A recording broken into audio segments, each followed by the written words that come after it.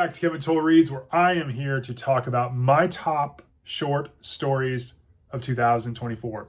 As you may or may not know, I think it was August timeframe, I launched my series Saturday Shorts, where during the week I read a short story or two. It's been two mainly. The first week I only read one, but it's been two since then. I read two short stories during the week, do reviews, kind of, I would say a little bit of a micro review.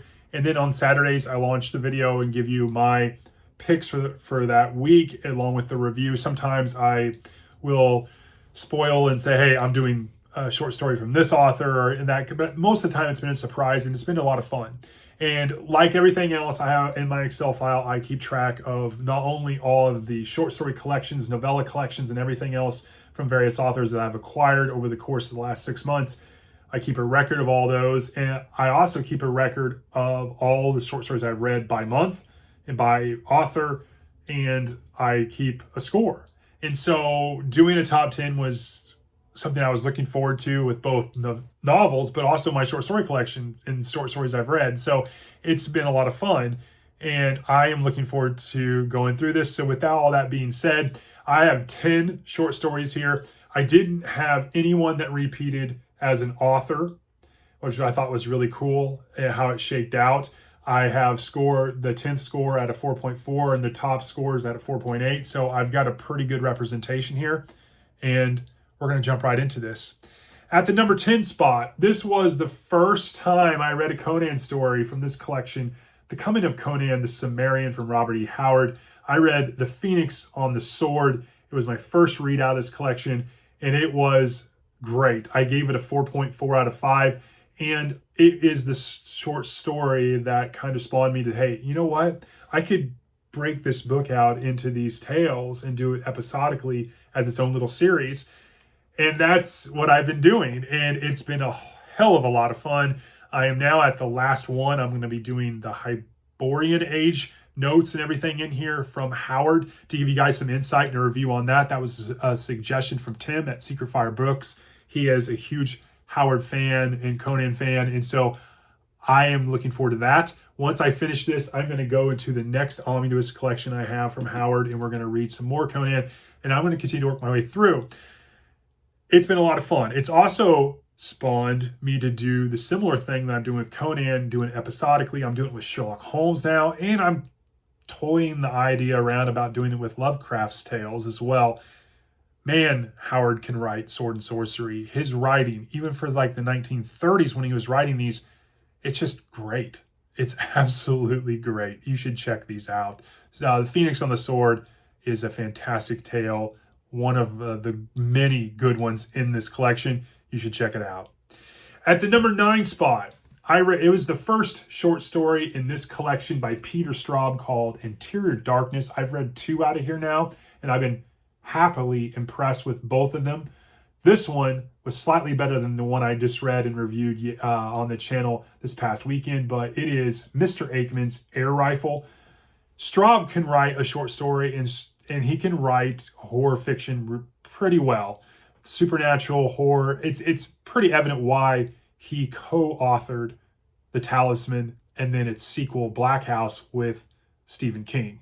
He's just the perfect pick to kind of play off of King's weirdness, fantasy, portal fantasy, horror, suspense. He just works. And as his standalone author, he works really well as well. I really enjoyed Mr. Aikman's Air Rifle. I thought it was an interesting tale, and you should definitely check out this collection from Peter Straub. At the number 8 spot, we have my favorite collection from this master storyteller, and he's written a number of short story collections. There's a bunch to choose from. I still haven't even touched on a lot of them in Saturday Shorts, but I will. And he's written a lot of novella collections, and that's none other than Stephen King, and I'm talking about Quitters Incorporated from this collection titled Night Shift. This was Stephen King's first short story collection that he published. It is his best, in my opinion. His best. Definitely above, I would give second place Skeleton Crew.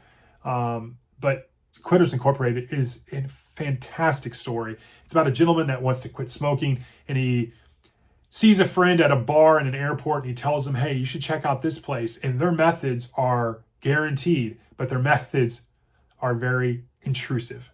And I'll just leave it at that. You should definitely check this out. It ratchets the tension. I gave this a 4.5 as well. And it's in the number 8 spot. In the number 7 spot, also at a 4.5, I didn't even know this author had a short story collection. I think it was Logan at Novel Insights, like, hey, you should check out this book, and it's got short stories in it. I'm like, I'm definitely down. I'm going to get it. And so I saw it, and I grabbed it. It is John Grisham, and it is Ford County stories, and these stories all take place in Ford County, Mississippi, which he writes about a lot down in the South. And this short story is called Casino, and I gave it a 4.5 out of 5. It is about a shady individual down in Ford County, Mississippi, building a casino and using some stretching the truth to get to what he wants. But that's not even what makes it good. The middle of the short story, you get a different point of view, and everything flips on this, and it just unravels. And it is such a good story. Grisham can write short stories. I was shocked. This was really good. At the number 6 spot, it is the short story Trial and Error from this collection, 12 Red Herrings by Jeffrey Archer. I was very excited to get this. I got this at a library that when I was looking around for short stories to bolster my inventory for Saturday Shorts, I found this. Archer is an author that I've grown to like over the course of 2024, and when he had a short story collection, I had to dive in, and I read the short story Trial and Error, which I gave a 4.5 out of 5. It is a fantastic story, great twists, and the title of the book really tells you what you're getting. You're getting 12 short stories here. All of them have red herrings kind of in them to a degree, and this short story doesn't disappoint. And so now we're in the top 5 here. So at 5th place, we have A Perfect Day for Bananafish from Mr. J.D. Salinger and my little beat-up paperback copy of 9 Stories. Probably one of the short stories that really surprised me so far, because this one starts off, it's like, okay, it's pretty good. I'm following the characters, and something does seem a little weird, but it's pretty vanilla, and then it just abruptly becomes morbidly wrong, and in a way that is not over the top, but when you think about the context of when this was written, it really kind of sticks with you, like, wow. And you just have to read. I don't want to spoil it. It's a quick read. It's written very well. Salinger's writing is pretty straightforward, matter of fact, and it's pretty unapologetic. You should definitely check out A Perfect Day for Bananafish. I gave this a 4.6 out of 5. At the number 4 spot, I read Dark Carousel from Joe Hill in his collection Full Throttle. Joe Hill is obviously the son of Stephen King. He writes under the pen name Joe Hill. His real name is Joe King.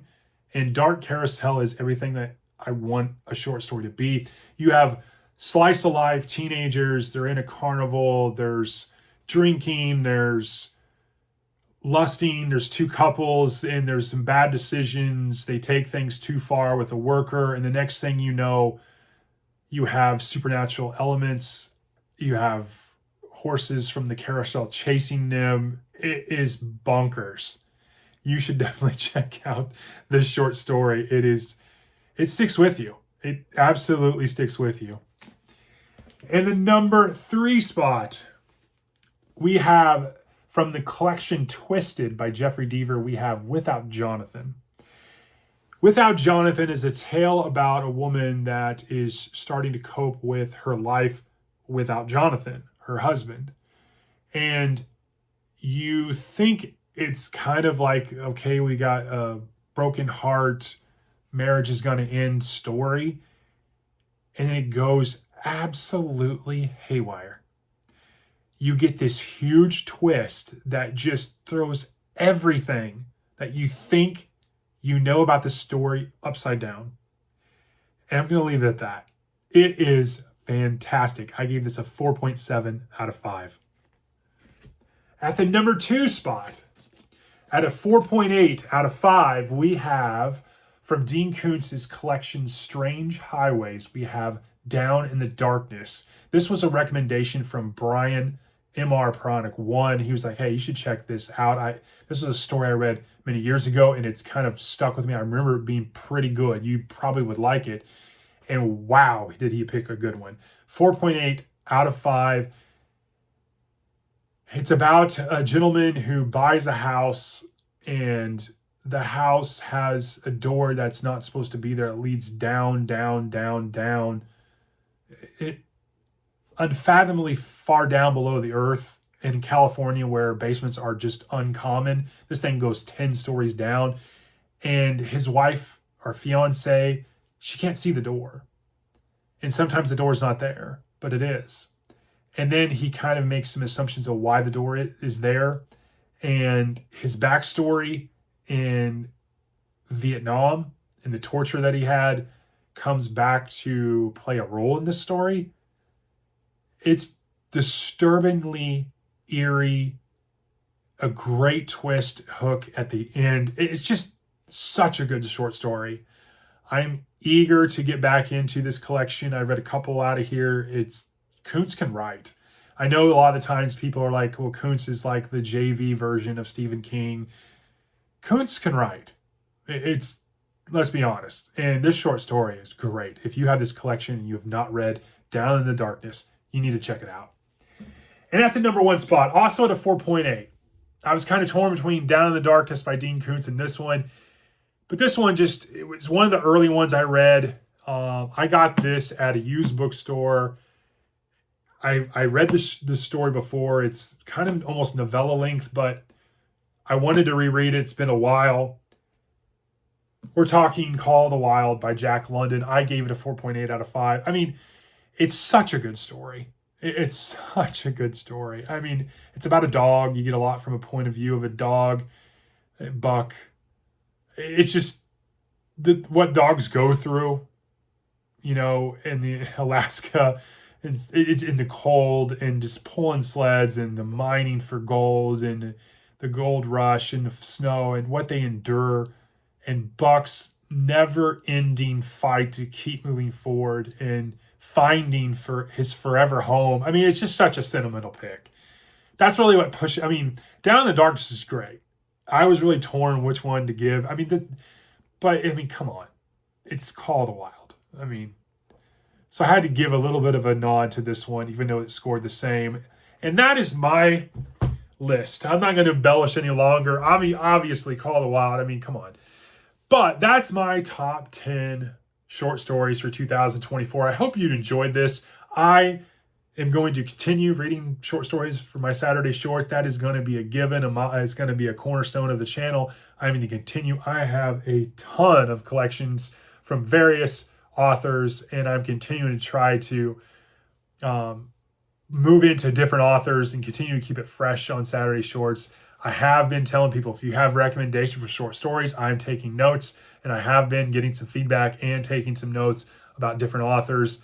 Just this past week, I got a recommendation from Rob Ritz to check out Joyce Carol Oates, and I reviewed that on the channel. I enjoyed her short story Meadowlands. If you have some suggestions, drop me a comment below. I'll add them to the list. I'll look for them in my collections, and I'll see if I can find them, or I'll look to pick up a short story collection by that author. And so I hope you enjoyed this. It's a little longer video, but that is my top short stories for 2024. I really enjoyed this. I hope you did as well. And I will talk to you all in the next one. And happy holidays. Enjoy your week. I'll talk to you all later.